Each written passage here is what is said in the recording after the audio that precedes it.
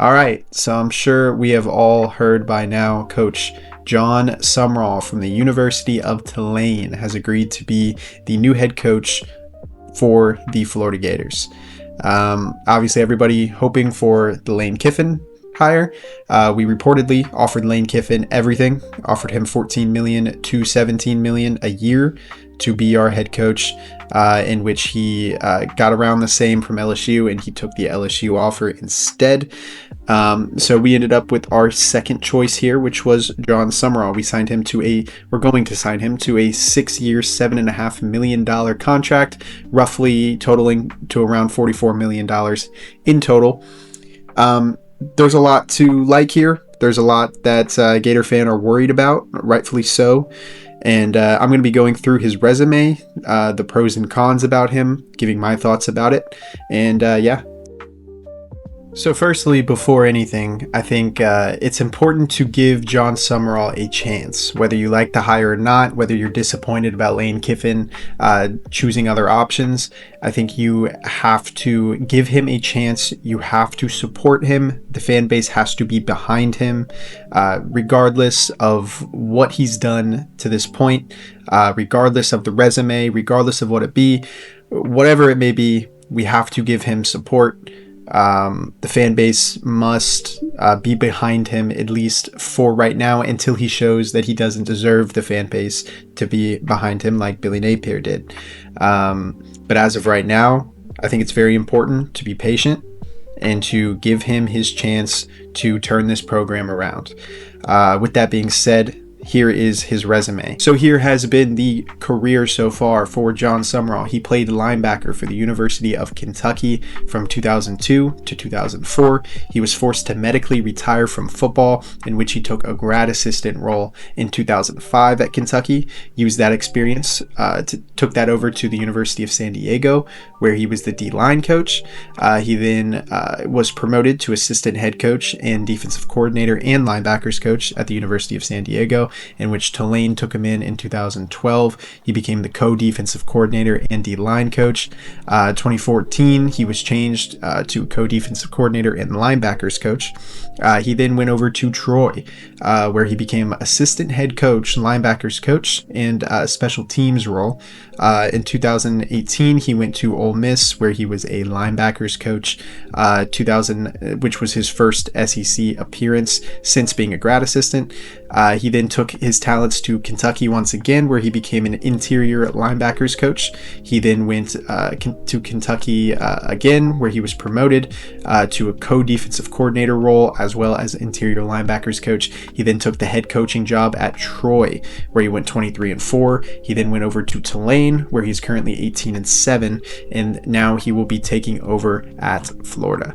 So that would be his resume there. I think it is interesting this time around that there is a Gator great who played a big role in this hire and was a big pusher for Jon Sumrall, and that was Urban Meyer. What a special day for Gator Nation. Welcome head football coach Jon Sumrall, one of the top 5 coaches winning percentage in college football. I've studied Coach Sumrall. I've got to spend some time with him over the last few months. His teams are tough, they're physical, and he creates a competitive environment.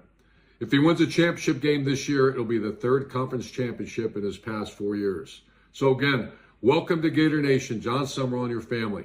Go Gators.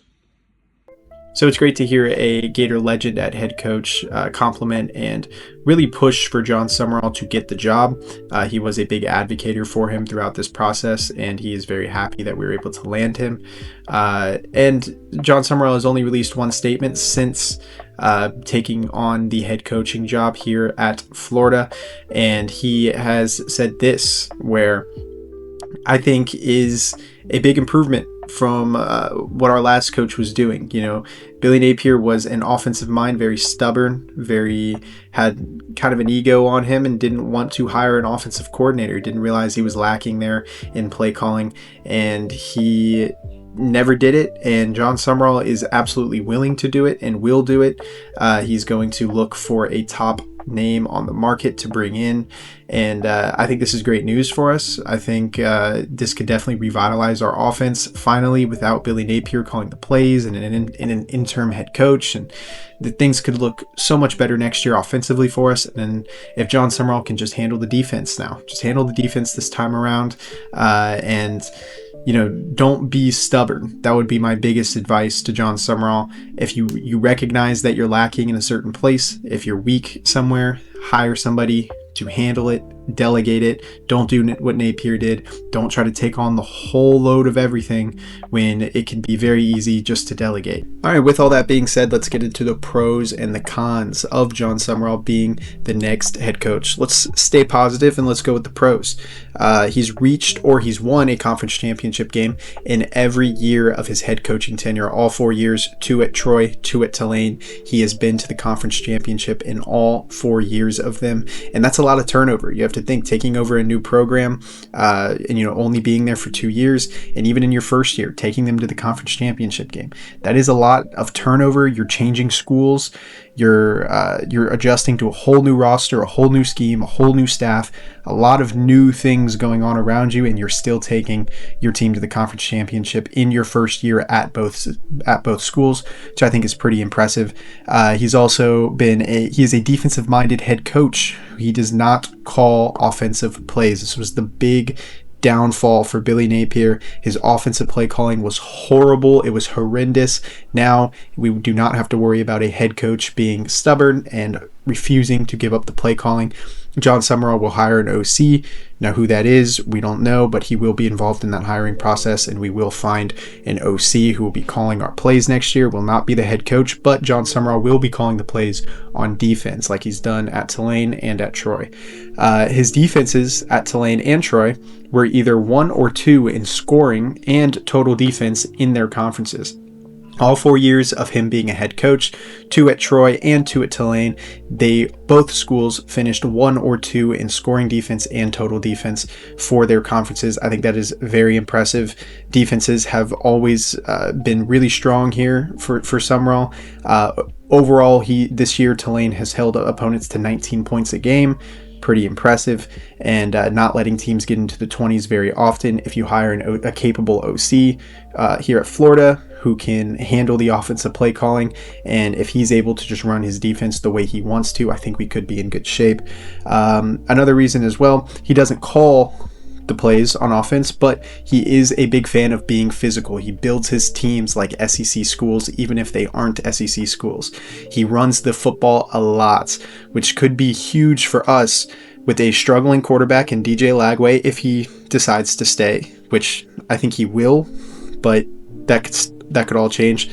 A struggling young quarterback in Lagway who might not. His confidence is probably a little shaken up now going into this next year. It would be big for him to have a physical run game to lean on. And since Sumrall likes to run the football so much, that could be a big way to convince Jaden Ball to stay at Florida next year. Jaden Ball obviously ran for 260 yards on FSU just last week, and that could be a big indicator for him to stay. I wouldn't blame him if he transferred out, but that could entice him to stay overall.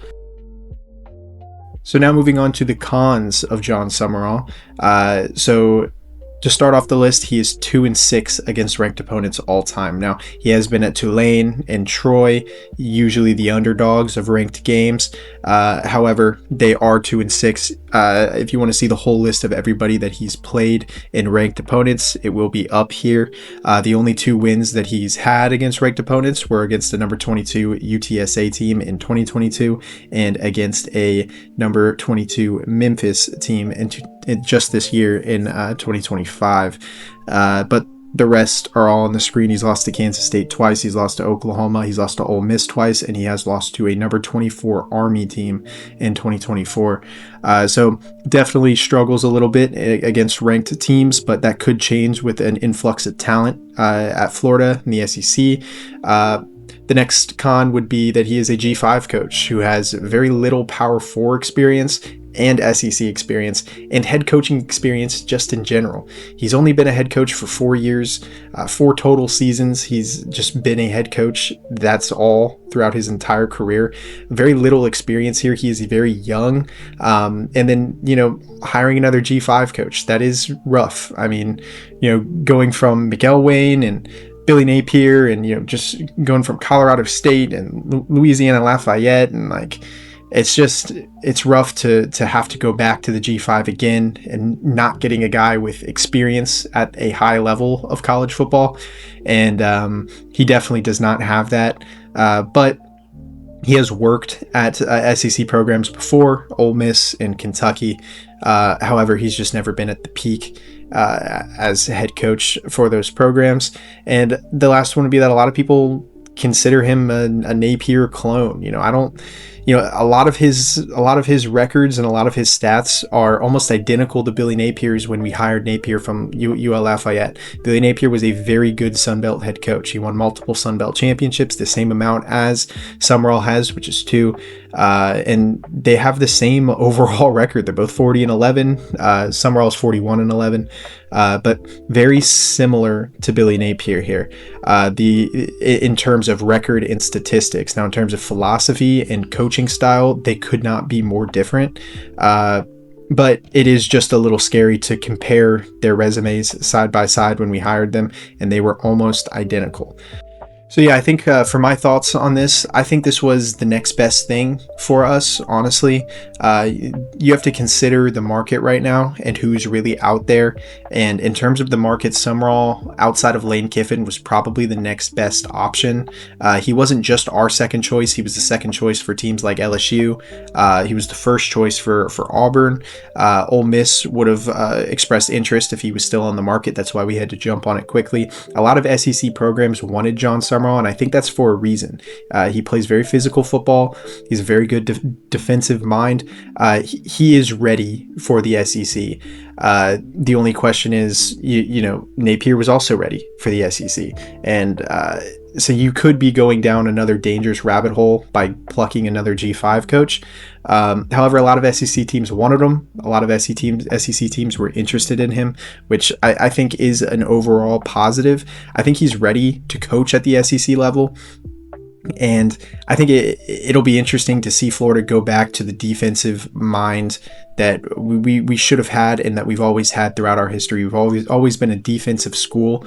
We play really good defense at Florida. We've had golden eras, obviously, on offense with Tim Tebow and Percy Harvin and Danny Warfel and, going back. But the defense has always been elite at Florida, and we've been lacking that under Napier. Napier being an offensive-minded head coach, he can barely really do that either. But the defense has always struggled under Napier a little bit, and to bring Sumrall in, I think he's going to have fun with the defensive recruiting, the 4s and 5 stars that we're going to be able to bring in for him.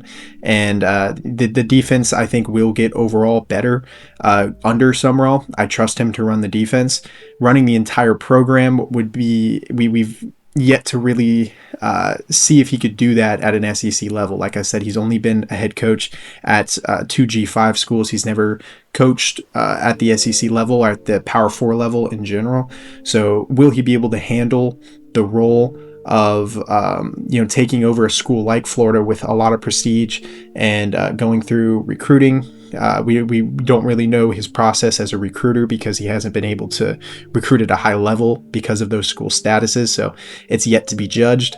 But overall, I think I know there's a lot of Gator fans out there that are upset with this hire. I think it's the next best thing. Outside of him, you would have had to consider Alex Galash and the Arkansas Silverfield, Ryan Silverfield from Memphis. You'd have to consider guys like that who are also coming from the American with not a great track record or resume, or similar to Jon Sumrall's resume. And Lincoln Riley, we would have had to overpay on. I know that Lincoln Riley and his team tried to interject into the race for Florida's head coaching job, but you'd have to pay more than $10 million to get him to come to Florida, because that's what he's making at USC. So you'd be spending a lot of money on a coach that isn't a slam dunk and that isn't proven. And then with losing out on Lane Kiffin, Obviously, I would have wanted Lane Kiffin, but we can't also act like Lane Kiffin would have been a 100% slam dunk. When you're going through the process, you're obviously being optimistic about him, but he has failed before. At USC, he was fired on the plane back, and the plane back to Southern California, he was fired. He had to go to coach FAU, and he's gotten better each year he's coached, but he hasn't won anything yet. He hasn't even won the SEC yet. He's coached for 3 different SEC teams now, or 2 fully now. He's coached for Tennessee and Ole Miss, and he's yet to even win the SEC. They didn't even make the championship game this year either, and they always lose that one game, whether it's to Kentucky or whoever. And obviously, Lane Kiffin would have been a better hire in this role, but he wouldn't have been the perfect hire. There's no such thing as the perfect hire. And overall, I like this hire. We were able to bring in the next best guy on a cheaper contract, and we were able to bring in somebody who knows how to run a defense, and bring in somebody who is very coveted from a lot of these big schools. A lot of these big schools wanted him. LSU, this was his second. He was LSU's second option as well. Ole Miss would have gone after him. Auburn really wanted him. So overall, I like the hire. Obviously, it could have been much worse in my opinion. And obviously right now tensions are going to be high, but we got to give him a chance. And thank you guys for watching.